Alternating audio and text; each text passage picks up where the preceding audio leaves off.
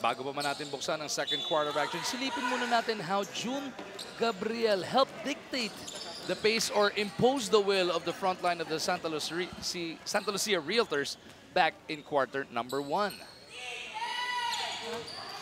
Nice blocks and inside incursions para dito kay Gabriel. As we get this report from Ms. Riza. Alam mo, rare start yun for Jun Gabriel kasi usually Coach Bonnie would opt for Wawi Escosio. But since they wanted to run and dictate a faster pace, siya nga nagsimula. He's proving naman his worth. Alam mo, yung bata, 6'6", and actually is the league's best shot blocker, averaging about 1 to 2 blocks in every game. Yung kaninang nakita lang ni Charles, medyo nanggigigil pa kasi nga bata pa. He's only 22 years old. Pero si Coach Bonnie, high praises. Ang sabi nga niya, pwedeng second coming to of Raymond Almazan. Medyo manipis nga lang, konting height, konting pang width kasi tumatangkad pa siya, pwede ito mag-cross, Kung ganun, kailangan idikit din sa extra rice. Hindi kasi di ba si Raymond Almazan, nung pumasok, manipis din naman si Almazan, ngayon na lang lumalapad-lapad eh, no? Escosio, pwede na ba? Pang extra rice team. Kulang pa. Kulang pa. 22-11 kagad itong Santa Lucia with a quick hit to open the second quarter of action. As we see now the first appearance of Jet Vidal. Si Bautista, one of the guys we said who was struggling in game number 1 already with a good game so far. Good first quarter. Let's see if Vidal can also break away from his shooting slump. Nasa pinakita ulit sa atin ni Direk Randy Victoria, si Jun Gabriel nakaupo sa bench ng Santa Lu, no? Reminds you of yung paano mag-develop guys like etong si JP Eram. It took a while bago siya naging nagparamdam sa PBA level, pero nakita mo naman at least this season early on, ganda na ng kanya nilalaro.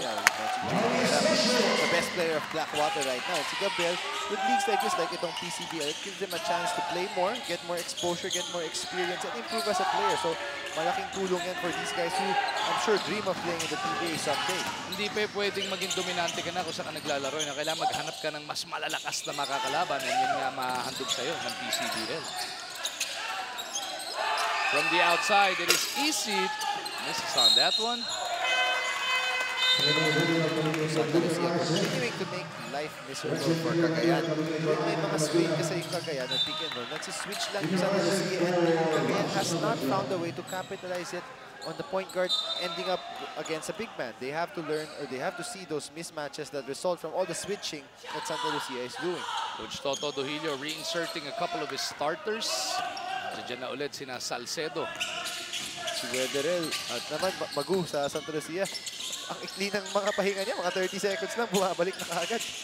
Arce yung isang binalik dito ni Coach Toto.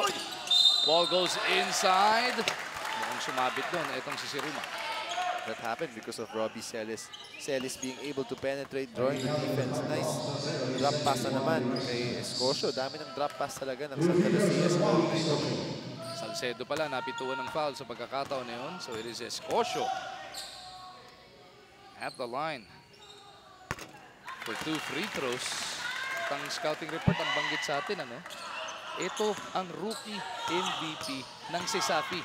Kumbaga siya na yung next important big man matapos ng gumraduate na o umangat na sa PBA level etong sina Junmar Fajardo, pati na rin si Greg Slaughter. So he's been showing it naman sa tournament na ito, averaging 10 points per game basically. He was the best player for Santa Lucia last game. We can see why, bakit nga siya yung naging MVP ng CESAFI.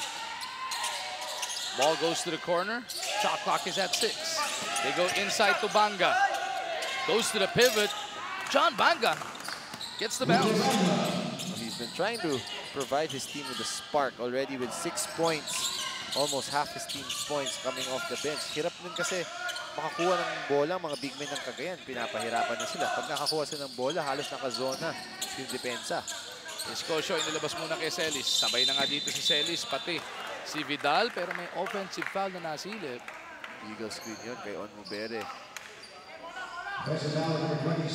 Problema lang ng Santa Lucia. I mean, they should be up by more than 12, but they keep turning the ball over. Double digits na sila sa turnovers nila. Maaga pa lang tayo sa second quarter. Last game, they also had 16 turnovers, or 17 turnovers rather. Binalik si Ilagan para kay Onmubere. Arce goes inside. Isit, nilabas muna. Si Ruma. Gustong sukatin si Wederel. They go to the right side. Banga misses. Wederel para sa rebound. Wederel down the middle. Celis drops it off to Escosio. A little too much muscle behind that one. Sayang, ganda na sana ng fast break ngayon ng Santa Lucia. Good passing, but credit the hustle of Cagayan to stop that. Good transition defense naman ang pinakita ng Cagayan doon. Arce has the door shut on him. His kick out pass taken away by Vidal. Wetherell is on the left. Vidal down the middle. That's an offensive foul. Easy call. He had a 2-on-1 break. He decided to take it upon himself. Pangit na yung spacing nila. And the defense, basang-basa yung galaw na. You have to separate yourself from your teammate and just make the right decision. Gabriel nagbabalik na para dito kay Wawi Escocio. Gabriel nga, coming from a solid first quarter. And sabi nga ni Riza, the blocks leader of this tournament. He already has 2 blocks in the first quarter alone today. 25-13. It is still Cagayan Rising Sun trailing by 12 points. They go to Banga. He's trying to back up against Gabriel. Nice pocket pass underneath. Too strong lang yung layup. Sayang naman yun. Ganda ng pasa ni Banga. That's a layup that Salcedo needs to make badly. Naghahabol kayo. Buti na lang nakarebound si Arce doon. But he'll have to earn those 2 points instead of a short 2 points. Onwubere, binabalik dito. Ni Coach Bonnie. We'll have to wait till if Arce makes the second free throw. Yan po yung malaking pagkakaiba sa PBA at sa PCBL. No? PCBL follows the FIBA ruling na ang sub either before the first free throw, after a made second one, hindi katulad pagka PBA o NBA at that, in between free throws, nagpapalitan. Nakakatawa nga maguminsan yung mga player. Pag alam nila sila na isasap, nag-imitis na free throw. Paglamang na ng malaki kasi gusto na ng playing. Gusto pa makalaro. Onwubere nagbabalik nga para dito kay Ilagan. Arce normally a good free throw shooter, at least a decent free throw shooter, missing both of those. Pero ito nga, hindi nyo pa binabanggit yung Santa Lucia. Turnover ng turnover. Mamaya, it's gonna come back to haunt them. Isit with the leather. Wetherell, inaasawa na naman siya. Si Ruma, wanting some motion from their offense. Ngayon, nag-switch na naman ng Santa Lucia doon. And si Ruma with just a careless pass. Onwubere, basang-basa yun. Vidal gets it across. Celis, babalik muna kay Vidal. Wetherell asking for it from the left side. Onwubere decides to take it himself, then kicks it over to the corner. Celis couldn't light it up. Rebound ni si Ruma. Tingnan natin kung makakatakbo yung Cagayan. Magu, they're struggling in the half-court set. Solid ang depensa ng Santa Lucia ngayon. Here's another tap by Vidal. 3-on-1 the other way. Wetherell was trying to take it strong, but si Ruma would have none of that. That's a good foul by Siruma, but also a better decision by Vidal. This time, give it up to your teammate who's ahead of you. If the defense commits, you can pass it back, but that time you drew the foul. With 5:33 remaining in this first half, timeout muna tayo.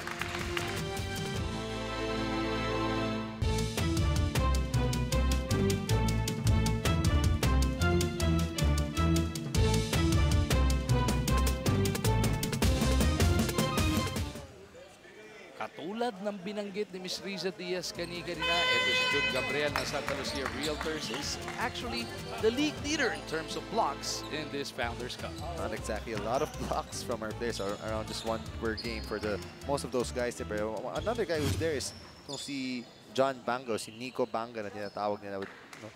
Close to 1 block per game, pero Jun Gabriel really showing at least today that he has hops, whether it's blocking shots, getting rebounds, or providing us with some highlight dunks. Rock and roll. Second coming daw eh. Second coming ni Rock and Roll Raymond. Pero malayo-layo pa siya doon. He has to keep on working on his game. Maganda doon eh. No? Tatlong conference tayo dito sa PCBL. All of these teams have committed for all 3 of these conferences. So he's got, after this tournament, may 2 pa bagong next season. Sakaling papanik ka na sa PBA draft.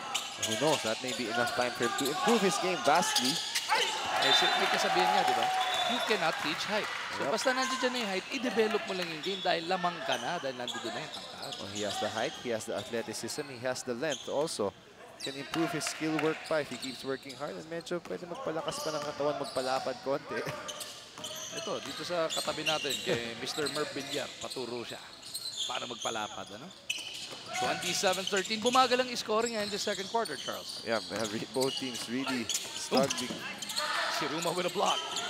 Onbubere has 5 seconds to try and generate a shot. Putatara naman, pero this time around, pati Bewang hinablok daw. Talking about low scoring, yung Cagayan, they only have 2 points in 5 minutes of play. So, I mean, that's not a good sign for them. Hirap na sila mag-score. Hindi rin sila masyado makadepensa.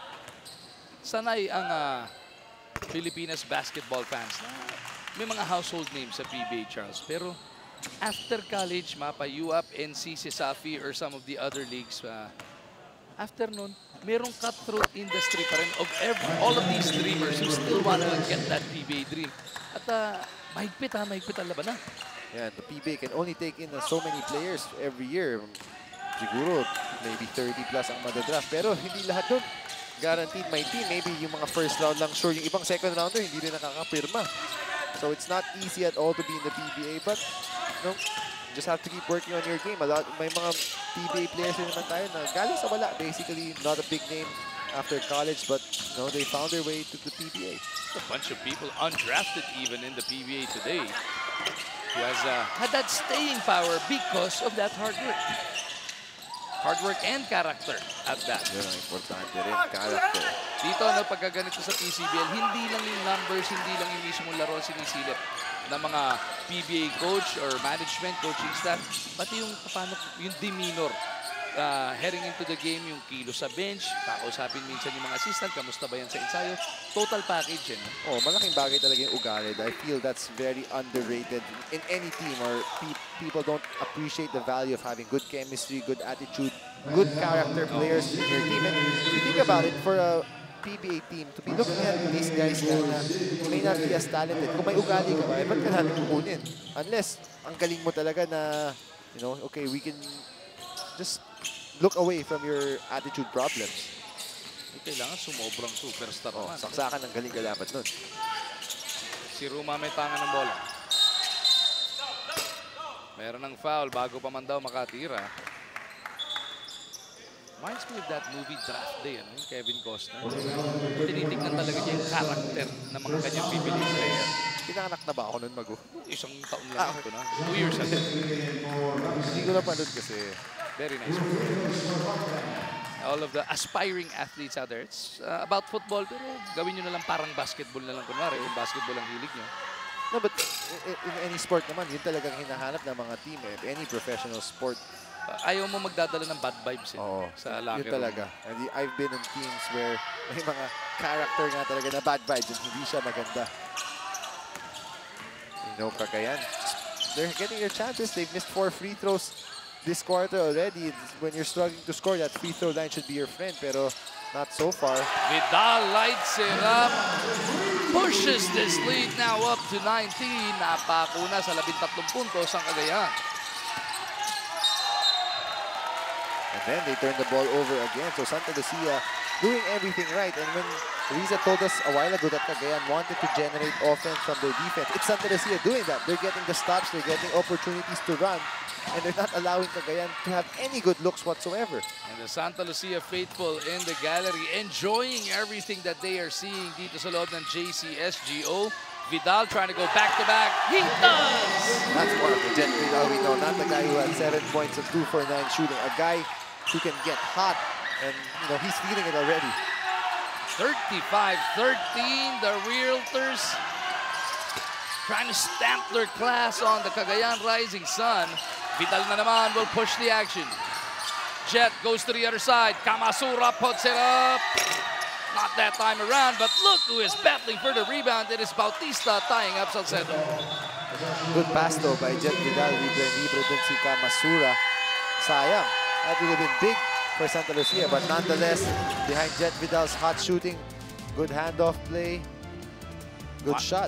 One time from the left side, hindi lang pang kaliwa, meron ding kanan yan. 35-13, it is all Santa Lucia.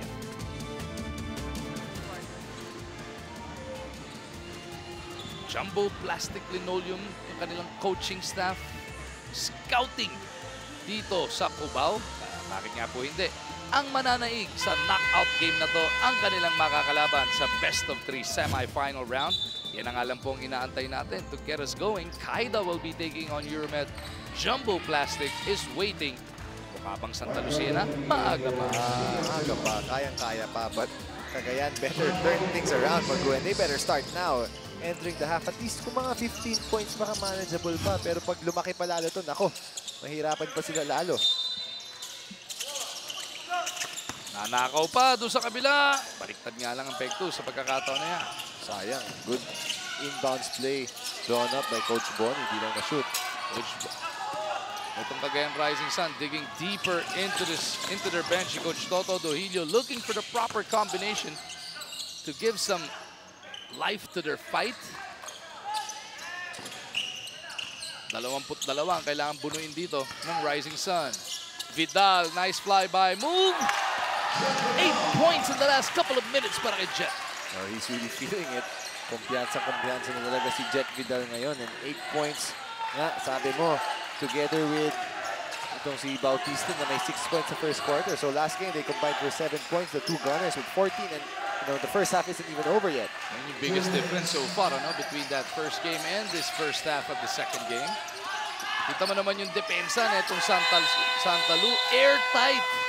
Napataka ng 24 ang Cagayan. Oh, walang open looks yung Cagayan. Basically, they look like they don't know what they're doing out there. And you have to credit the defense of Santa Lucia. They're switching, they're pressuring, they're doing everything right. And sa ganda ng linalaro nila, si Salado, ngayon pala maglalaro. And last game, he had 12 points and 4 assists. One of their better players. He played 30 minutes that game. Now, he's just checking in.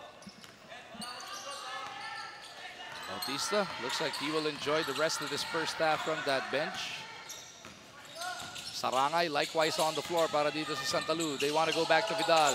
Another three-pointer. One more time! Oh my. Wow. That was a tough shot. And if you're the big man of Cagayan, you have to help Doligon. Dalawang screen hinahabol niya. May handoff pa galing sa point guard doon. Pero wala man nang nag-help. Cagayan Rising Sun, their defense in shambles at this point. Ito yung binabanggit mo, Charles. May fake show lang. Medyo nakaka-8 points na yan sunod-sunod. Tapos ito, 11 na ngayon. 11 points in mga 3 minutes. Oo. 3.5, ano? Grabe. You have to recognize who's got the hot hand. Oh, you have to, absolutely. And that's what Santa Lucia is doing. The problem is the defense is not. Eh, pati free throw, no? Mga problema sila, Charles. Oh, 1 for 5 pa lang sila ngayon. Samantalang yung Santa Lucia, 7 for 11. Make that 1 for 6. Merong foul do sa rebound play. Looks like it's gonna go against Gabriel. Nice box out on the part of Flores. Penalty na ang Santa Lucia. So itong si Flores will get 2 shots. Ano sila ngayon? Total 1 of 6 from that free throw line. Alam mo, two guys who didn't play much the first game, itong si Gabriel and Wetherell, I think have had excellent first halves. Wetherell may not be scoring, but he's rebounding, assisting. Yung defense Yung niya, defense, grabe. he has 2 steals to go with solid pressure defense. Pinapahirapan niya kung kaya hindi maka-organize rin yung Cagayan. So he's doing a great job. Gabriel's also doing a good job challenging a lot of shots. So it's not even just about the scoring. Everybody for Santa Lucia playing solid. It's all going to be a question about if they can sustain it the rest of the way. We still got, what, 21 and a half minutes of basketball remaining. Isa't kalahati dito sa first half. And then may dalawang quarter pa nga pagkatapos noon. 40-16. That's a good start for Cagayan. Like I said, you want to target, okay, below 20 points. Sabi ko kanina 15. I don't know kung realistic na yun ngayon kasi dinagdag pa ng Santa Lucia yung lamang nila. Pero baka naman at least below 20. Isidre. Gets it over to Flores. Sinahanap si Karangian. Flores in trouble. Gets it out to the shooter. Pointer is missed. Salado with that rebound. Ayaw talaga pumasok para sa Cagayan. Kombinasyon na yan dahil nga doon sa napakahigpit na depensa. Kahit malibre ka ngayon, wala na yung rhythm mo, no? But this guy definitely is in rhythm. Oh my. Doligon had the hand in his face already, but when you're feeling it, you're feeling it. And Jet Vidal, pinanggit nga natin kanina, guy who can get hot. Oh boy, he's hot right now. Pang-apat na tres na yan para dito kay Jet Vidal, all in the second quarter play. That was what? A step and a half beyond the three-point line. Grabe. Asidre tumanggap galing kay Isit. Cagayan Rising Sun in a world of trouble. Asidre babawi. Nakuha naman yung thread. Finally, just their second field goal this whole quarter. Make the third field goal this whole quarter. So, wala. Cagayan really struggling, but Asidre finally hitting that three. That's the second three. He has 8 points already in the game. Salado humingi ng pick mula kay Sarangay. Vidal once again, this time si Isit parang gustong sumuot na sa loob ng jersey niya, but Vidal drops it off. Oh ho ho ho ho! Grabe, good move by Jet Vidal, drawing 2 defenders, but also credit Salado for cutting hard and giving him a release pass kasi kundi wala na siyang mapupuntahan. Vidal with a steal. Kung na-shoot yun, sobra na. Pag na-shoot yun, ayaw na. Tapos na. Ayaw, Tapos na ang knockout game na to. Pero buti na lang para sa Cagayan Rising Sun, hindi pa naman pumasok yun. Jet Vidal with a mammoth performance in this second quarter to break this game wide open, Charles. 14 points for him, all in the second quarter. Make that 16 points. 4 3-pointers. He hasn't missed a shot. Incredible. Grabe lang ang pinakita dito ni Jet Vidal. Really trying to make up for his subpar performance back in game number 1. And he leads the Santa Lucia Realtors to a 45-19 lead at the half.